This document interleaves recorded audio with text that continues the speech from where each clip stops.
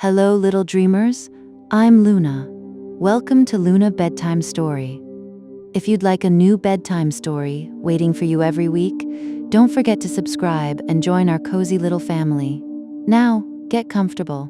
Snuggle into your favorite blanket. Let your shoulders relax. Close your eyes. Let's begin our story. The Girl Who Left Earth. At 16, Elena Voss decided that she hated life. The decision did not arrive in a single dramatic moment.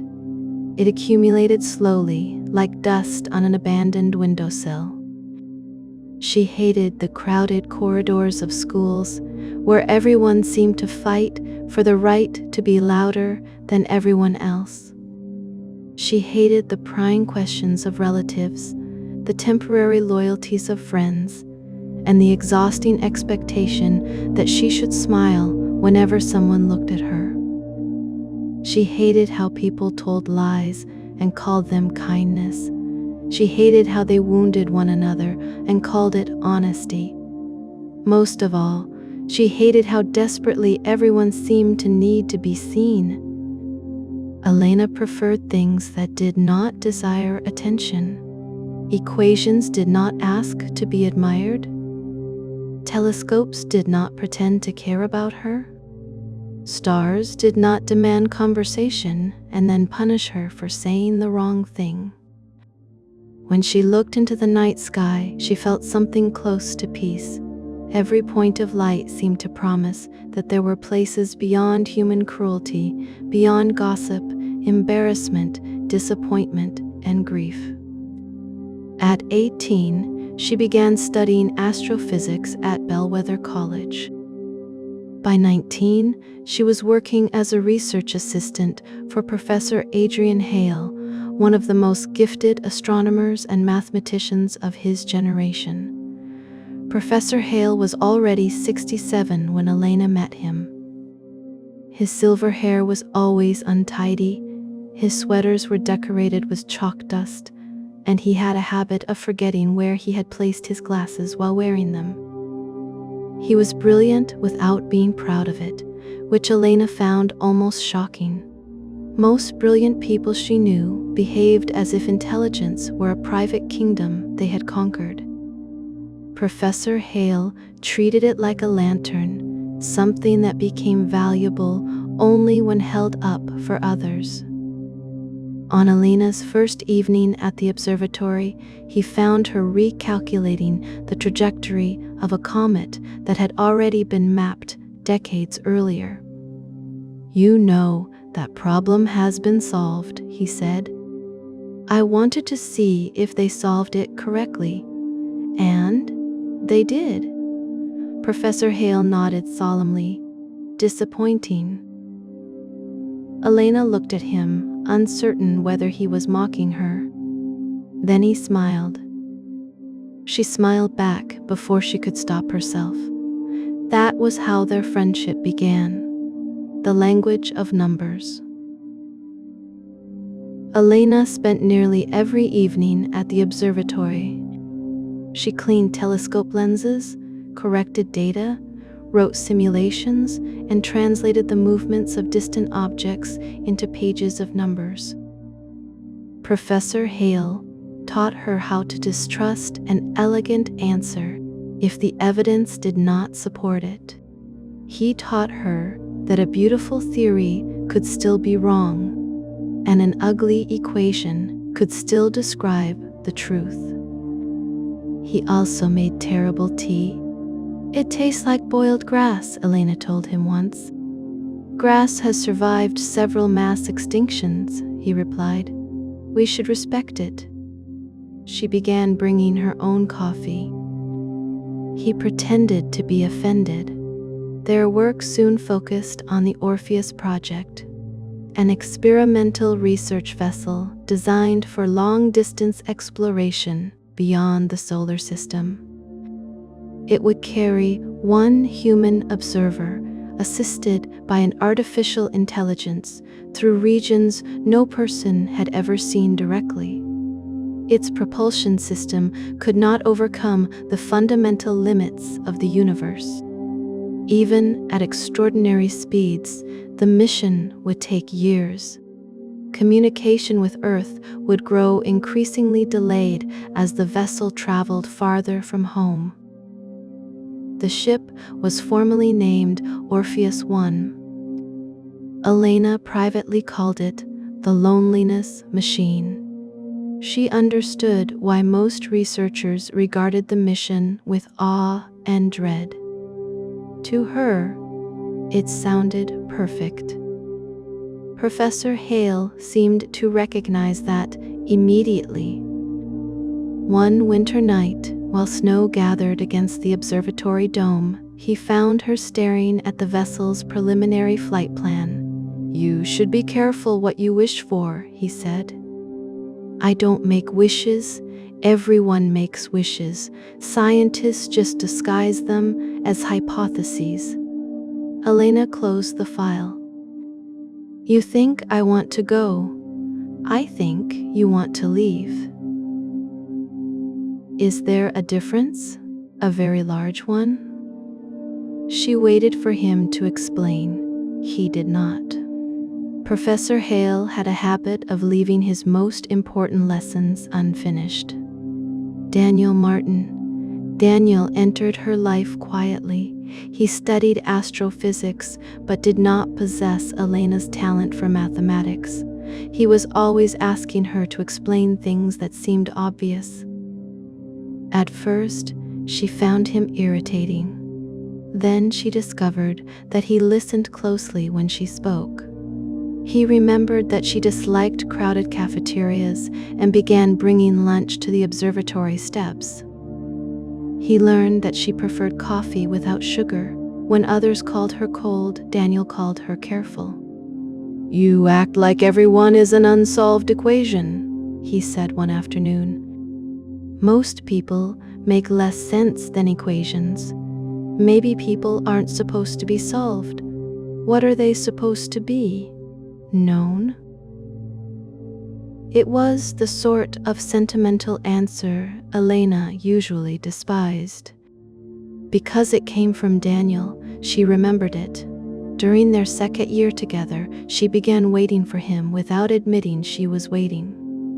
She checked the door whenever someone entered the laboratory. She saved small observations to tell him later. A strange cloud, a professor's grammatical mistake, a pigeon stealing an entire sandwich. She began to understand why poets had wasted so many words on love. It made ordinary things feel urgent. A moment did not seem complete until it had been shared. That frightened her. Elena had constructed her life like a sealed chamber. Daniel entered through cracks she had not known were there. For nearly a year she said nothing. Then came the college festival. Music filled the courtyard. Strings of golden lights hung between buildings, and hundreds of students crowded around makeshift stages and food stalls. Daniel stood near the fountain with several of his friends. Elena almost turned away. Instead, she walked toward him. She had rehearsed the confession so many times that the words had lost all meaning. Yet when Daniel smiled at her, every carefully prepared sentence disappeared. "Can we talk?" she asked. His friends glanced at one another. "Sure," Daniel said. "What's going on?" Elena felt the crowd around them like a rising temperature. "I like you." Daniel's smile faded. She continued before fear could stop her. "I don't mean as a friend. I think I have for a long time." For one suspended second, Daniel said nothing. Elena saw confusion in his face. Then his friends began to laugh. Daniel looked at them. That was the moment everything changed. Years later, Elena would understand that he had been afraid. He had valued the approval of the crowd more than the trust of the person before him. He could have answered softly, He could have asked to speak to her alone. Instead, he smiled. "Seriously?" he said loudly. Nearby students turned toward them. Elena's throat tightened. Daniel looked around as if inviting the courtyard into what should have been a private moment. "You barely talk to anyone. You act like you're better than everyone here." Someone raised a phone. Another person laughed. Daniel shook his head. "This has to be some kind of joke." "It isn't," Elena whispered. His friends laughed harder. One of them called out, "Tell her she's not your type." Daniel's face reddened. He could still have stopped. He could have chosen kindness. "No," he said.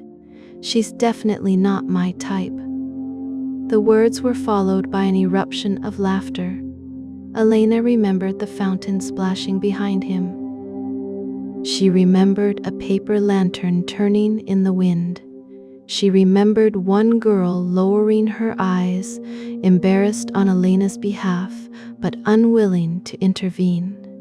Most vividly, she remembered Daniel, not laughing at first, then laughing because everyone else was. Elena walked away without crying. The video was circulating before she reached her dormitory. By midnight, hundreds of students had seen it. By morning, there were edited versions with music and captions.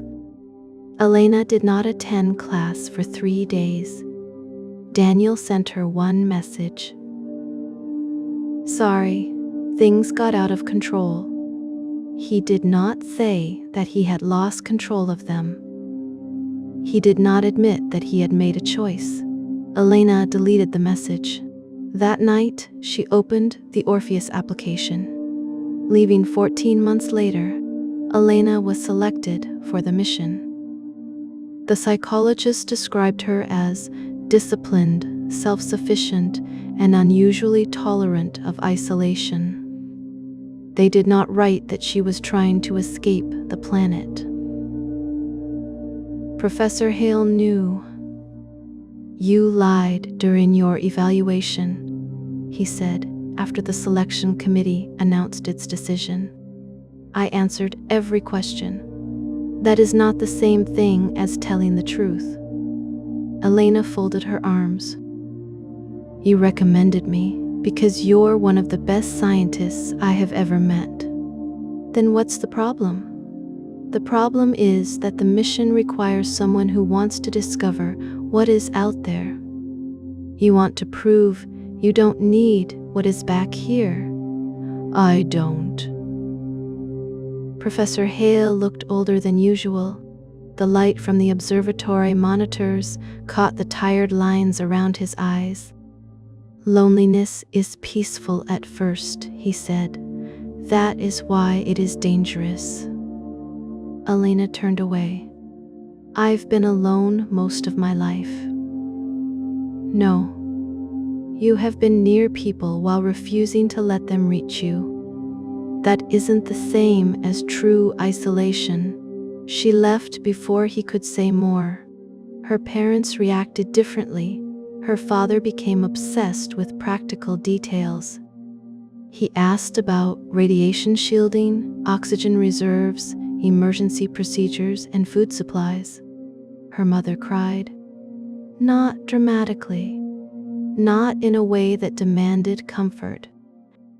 She stood in Elena's bedroom, folding clothes for a journey on which ordinary clothes would be nearly useless, and tears fell soundlessly onto her hands.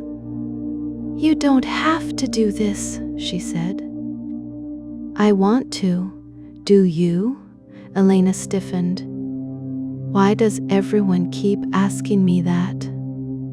"Because you have always been good at running toward difficult things when you're actually running away from painful ones." Elena took the shirt from her mother's hands. "You wouldn't understand." Her mother flinched. Elena saw the hurt and ignored it.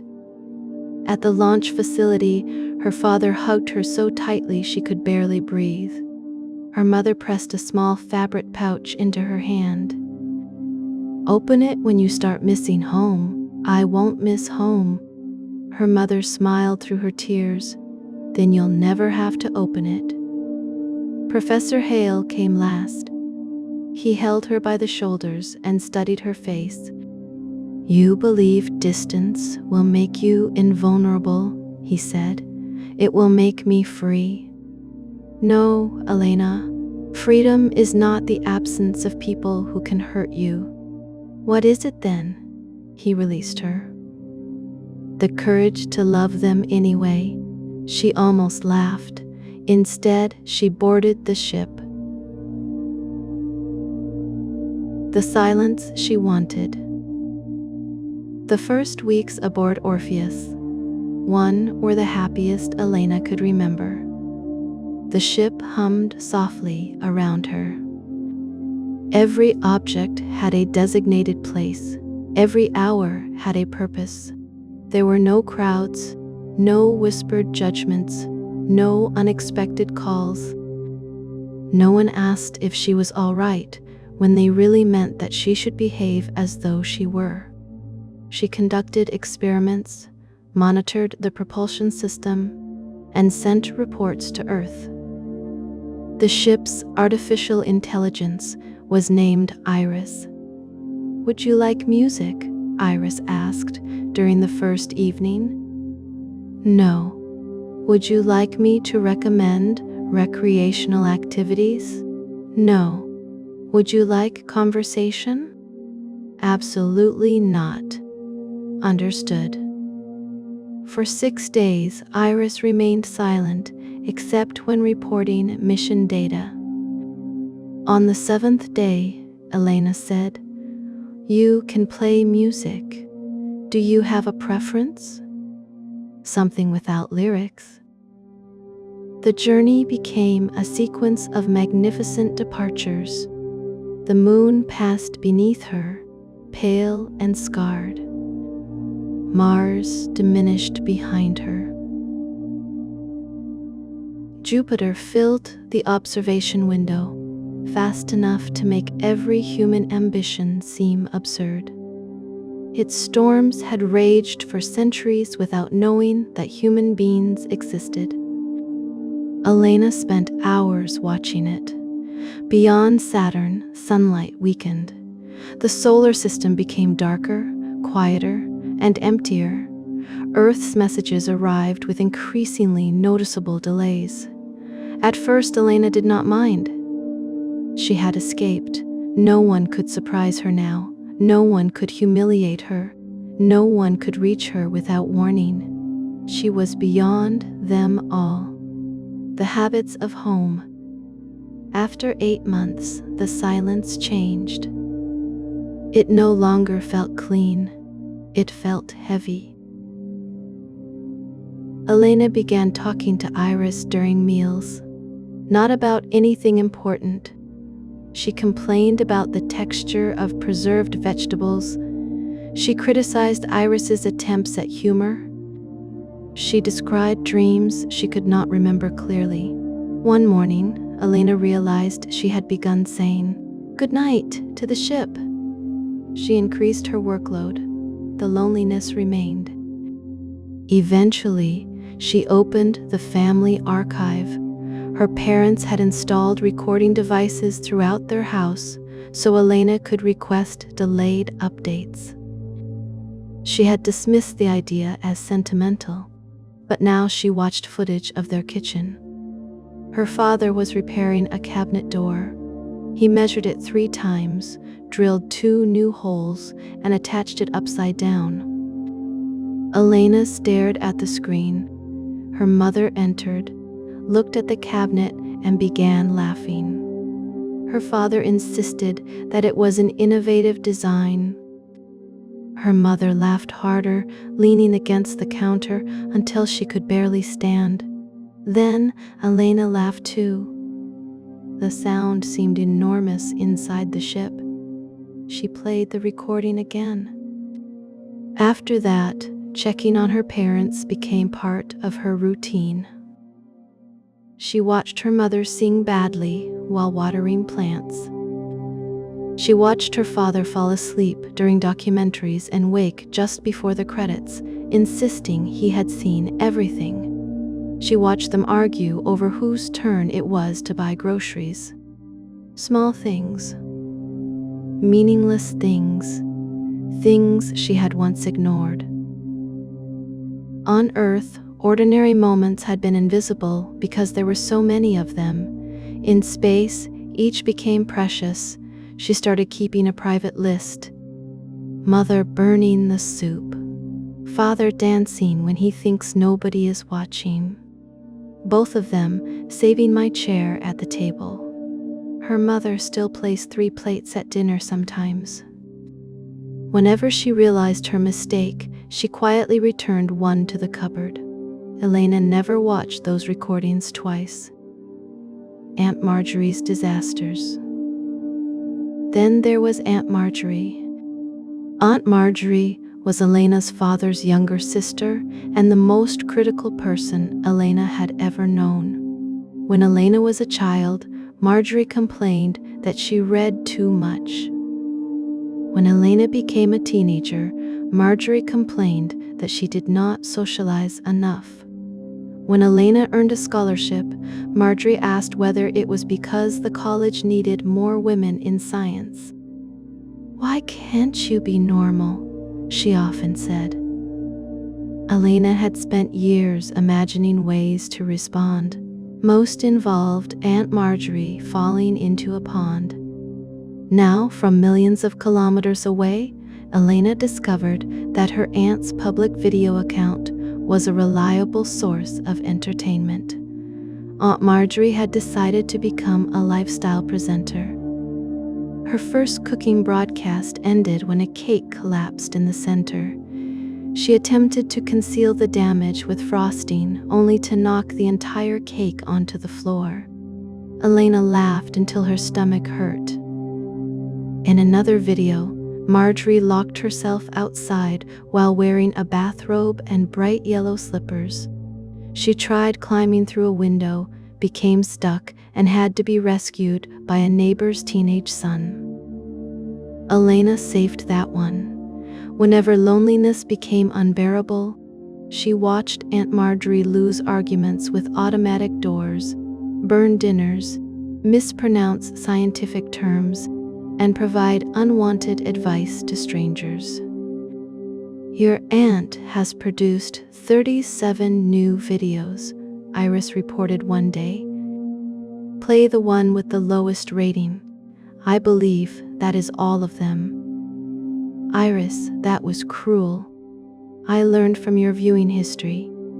For a while, laughter was enough. Then came the message.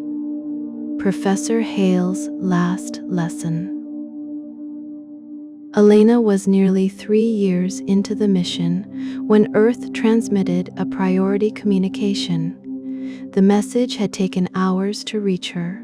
It was from Professor Hale. He appeared thinner. A blanket was wrapped around his shoulders, although sunlight filled the room behind him. "Hello, Elena," he said. She sat very still.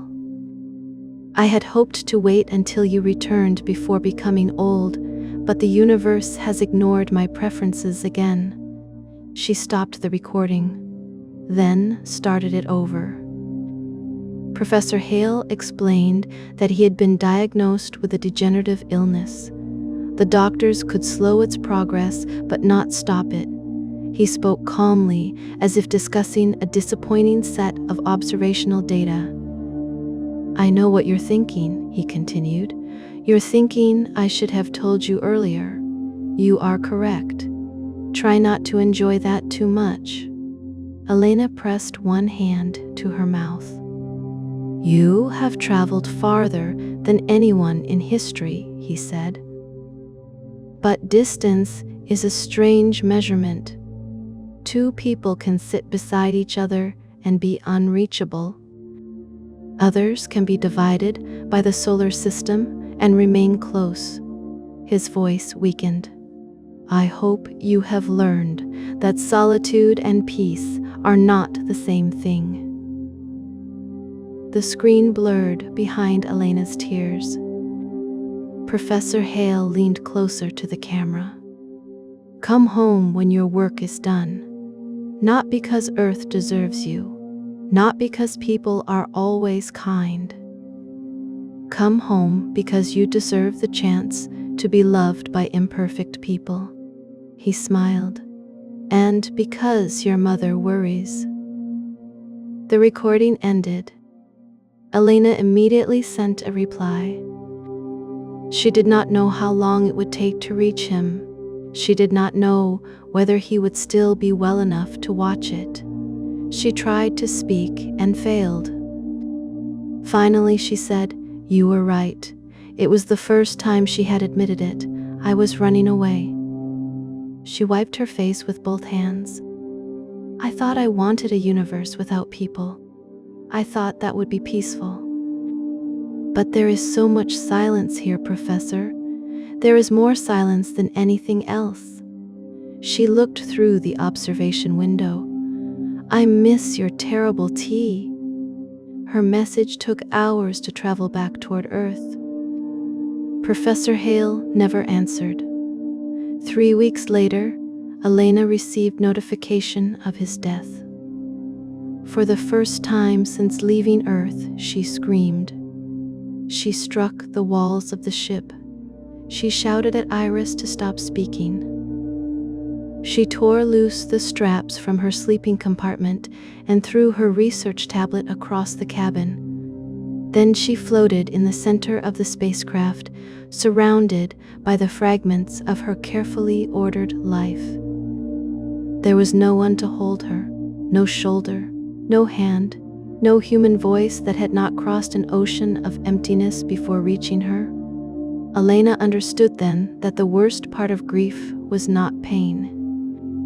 It was having nowhere to put the love that remained, a living world. Months later, Orpheus 1 entered the Kepler 186 system. Elena had worked through her grief until it became a quieter thing. She no longer fought it. She carried it. Her task was to study one of the system's outer planets, a frozen world that appeared lifeless.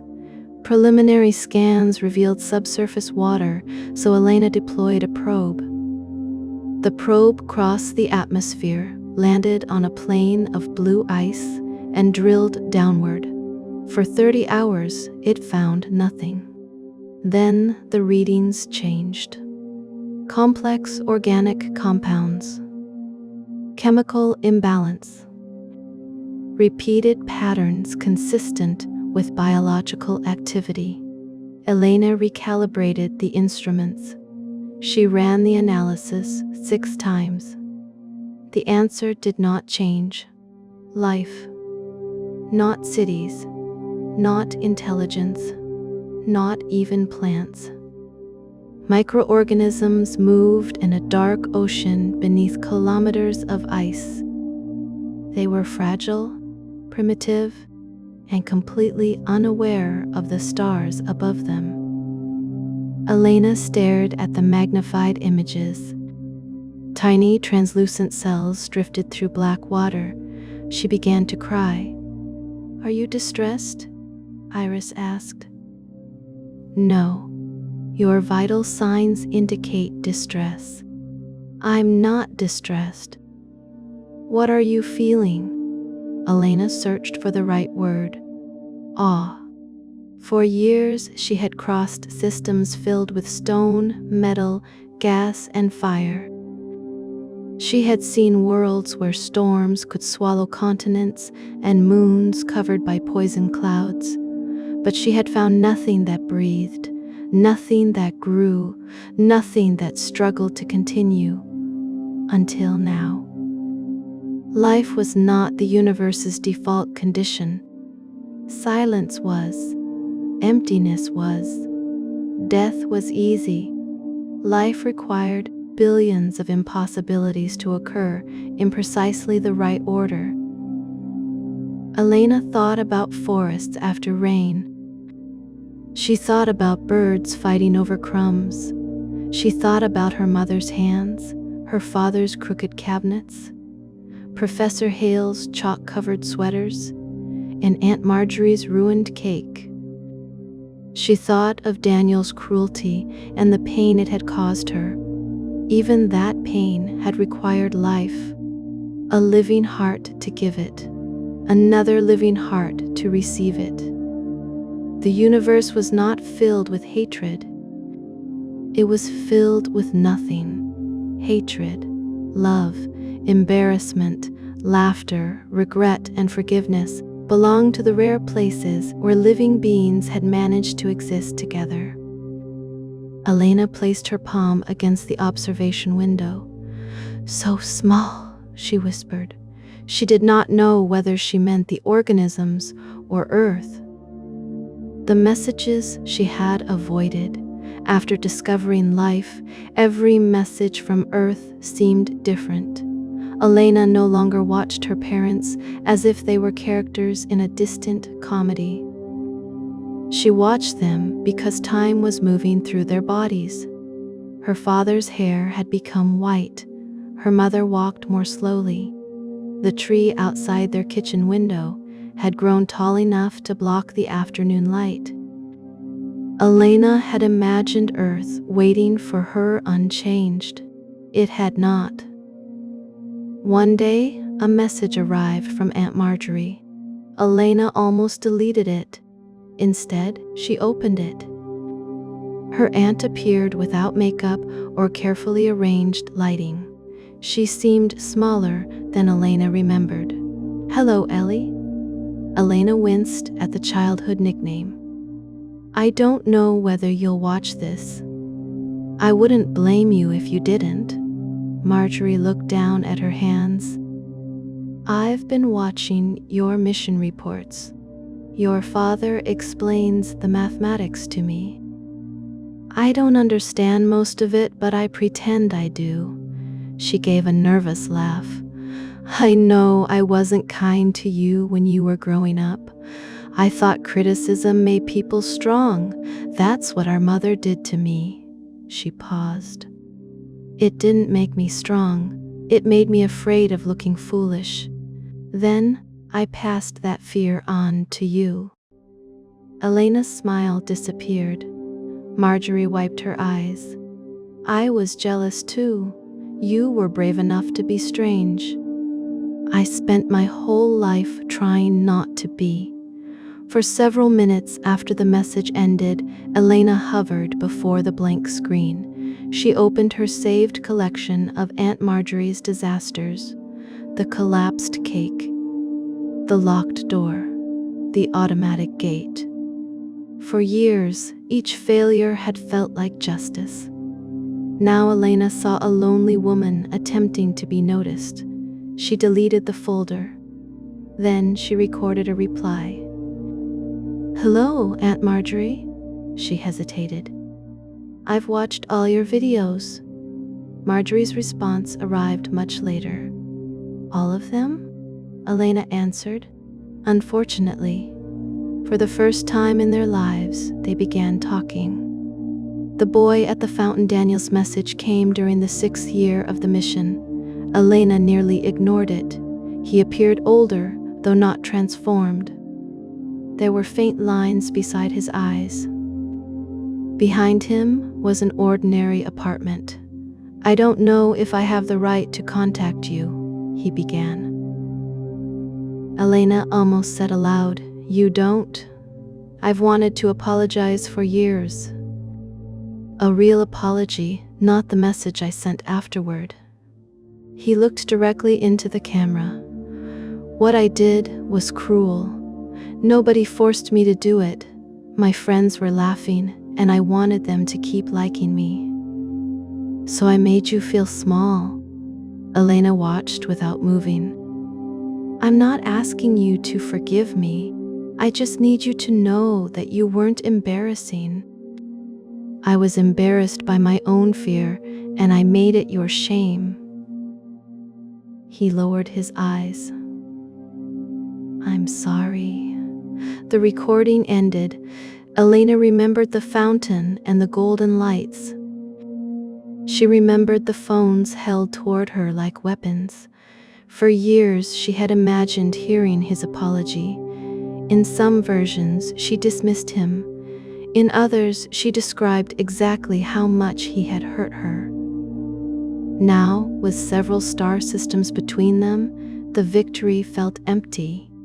She recorded a response.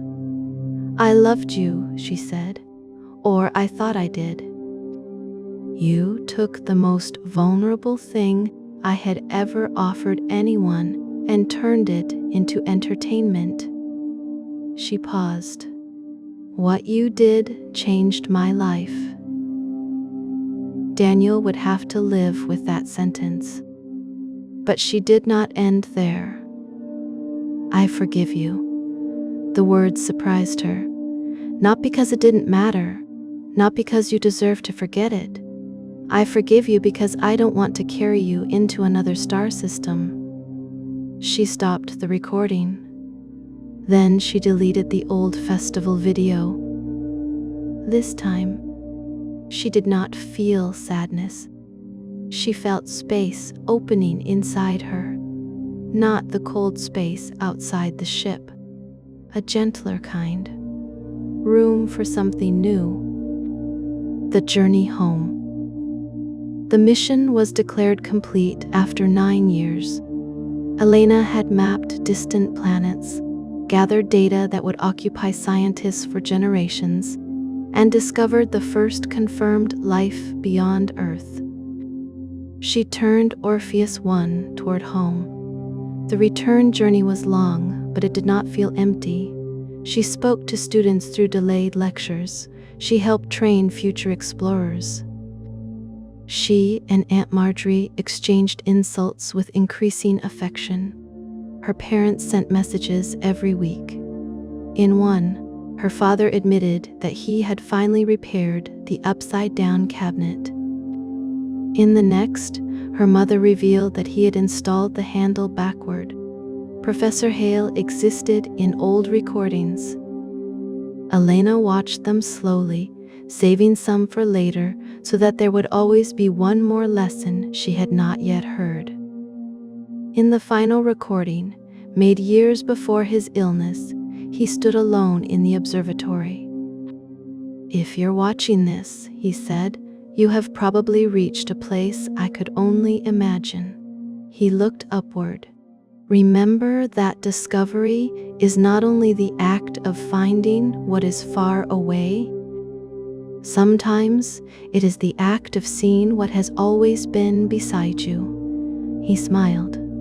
"Whatever you find out there, bring your wonder home." The blue light. 11 years after her departure, Elena saw Earth again. At first, it was only a point of light. Then, it became a blue sphere suspended in darkness. She had seen gas giants wrapped in violent storms.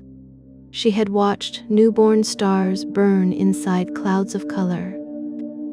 She had discovered an ocean beneath alien ice. Nothing was as beautiful as Earth. Not because it was larger. Not because it was older. Because it was alive. Clouds moved over oceans. Green spread across continents. Billions of people breathed beneath its atmosphere, most of them unaware that a woman in a distant ship was weeping at the sight of them. "Prepare for descent," Iris said. Elena fastened herself into the command seat. Her hands shook. She had imagined this moment for years, but she had never imagined the fear. "What if they don't recognize me?" she asked. "Your identity has been confirmed. I don't mean the flight controllers." Iris was quiet for a moment. "People change. That's what I'm afraid of." "You have changed as well." Elena looked at the growing world ahead. "Is that supposed to comfort me?" "No, It is simply true. The atmosphere caught the vessel. Fire spread across the windows. The ship trembled as the planet reached for her. Home. The landing site was surrounded by cameras, scientists, government officials, and crowds. Elena searched past all of them. Her mother stood near the front. She was smaller now. Her hair had gone almost entirely gray. Beside her was Elena's father, leaning on a cane. Aunt Marjorie stood behind them, crying openly while attempting to fix her hair for the cameras. The hatch opened. Fresh air entered the spacecraft. Elena had forgotten that air could carry so many things at once: rain, soil, grass, human breath. She stepped onto the platform.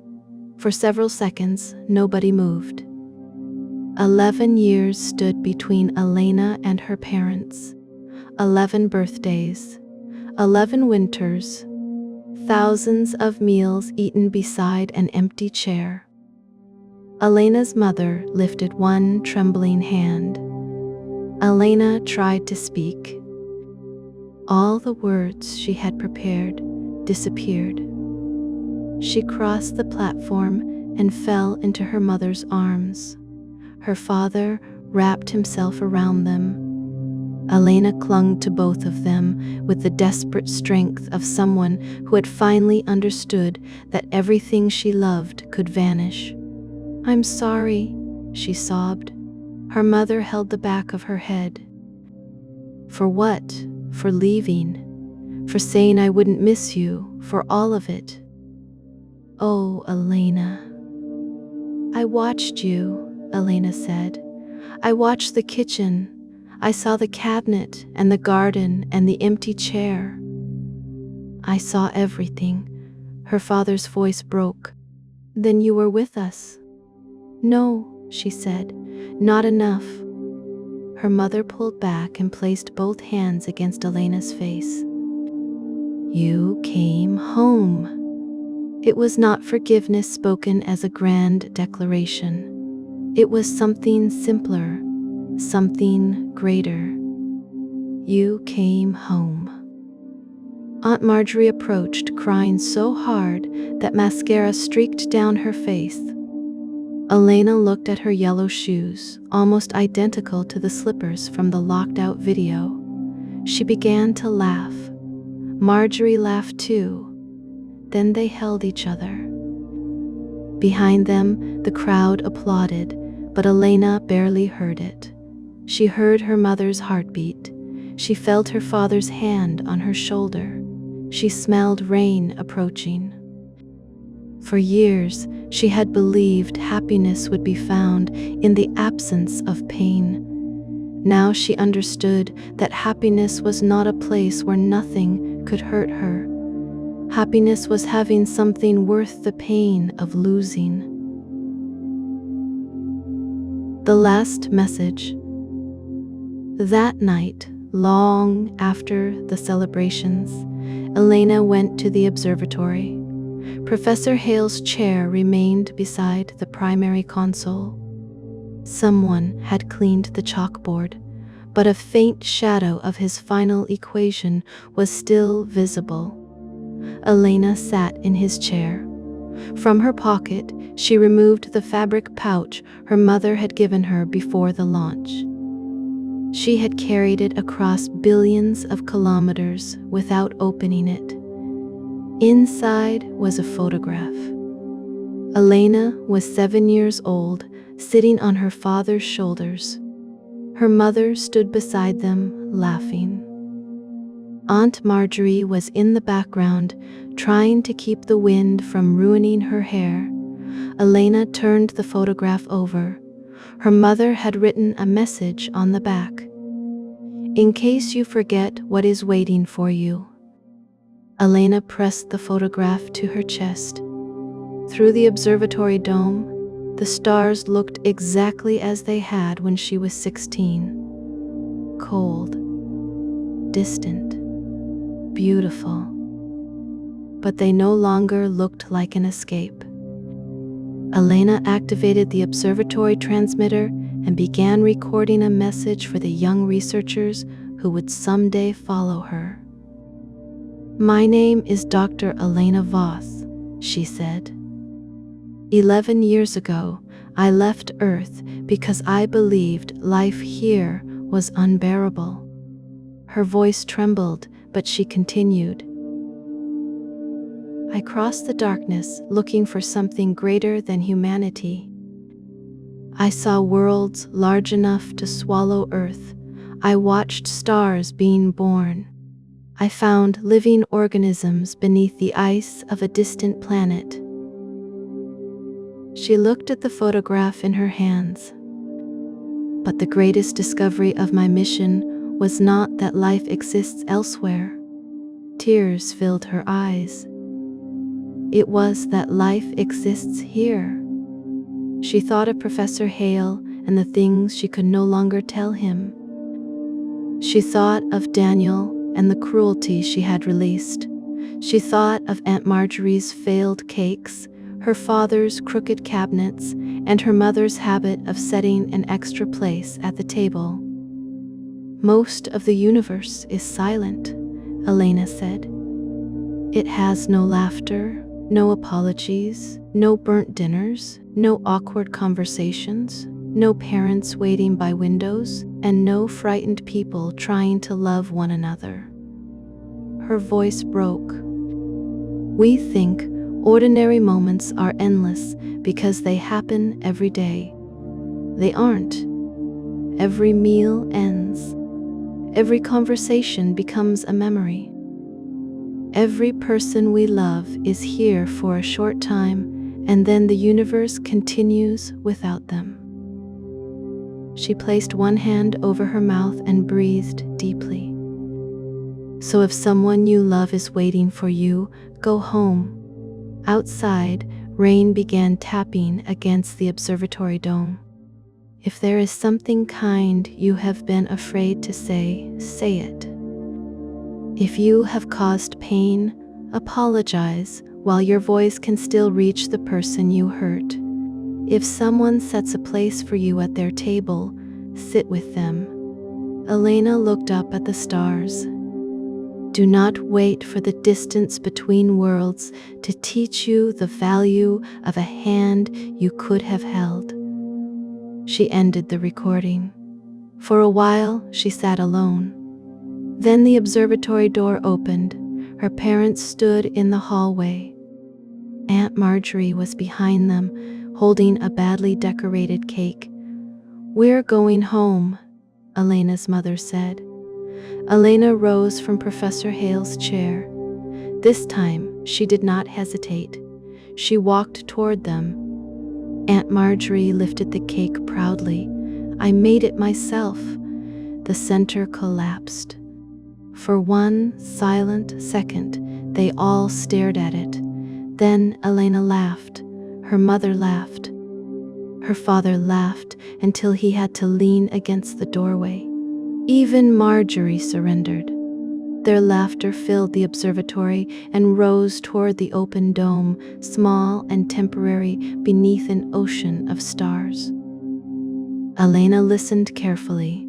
She had traveled farther than any human being in history in search of wonder. Now she found it in 4 people standing beside a ruined cake. She stepped between her parents and took their hands. Together, they left the observatory. The stars continued burning above an almost entirely silent universe. But on one small blue world, beneath one ordinary evening sky, life laughed into the darkness. And for Elena, that was enough.